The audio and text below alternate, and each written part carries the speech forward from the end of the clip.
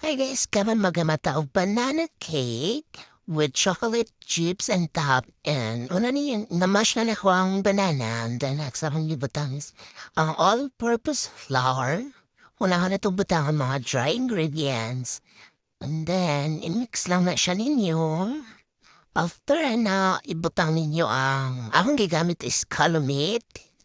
And next is baking soda. Tapos, isunod ninyo ang batangan ng sugar. Depende kung pilang inyong kadaghanon na banana and flour. Inyo lang po itansya-tansya ang sugar. And then next, in-mix lang na siya ninyo. And ayaw kalimot ang butang og salt.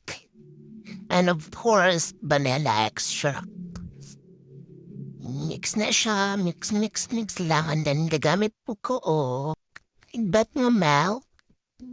Gihurot na ako na sa kanan actually din. Gamutan kong eggs.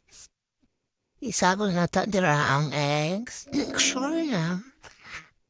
Tsada nga eggs inyong mabutang guys. And then of course, mix na ninyo. And then gamutan ko og oil. Para naisiyang banana cake na tanan. Mix lang na siya ninyo tanan. Maana na ang mga ingredients.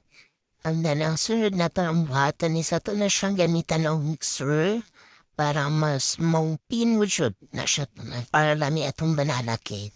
So, mana ni siya ang mixer ko guys.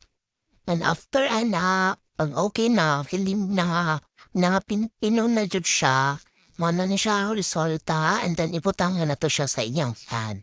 Ano siya, Lizette! Ato ang banana cake with chocolate chips on top.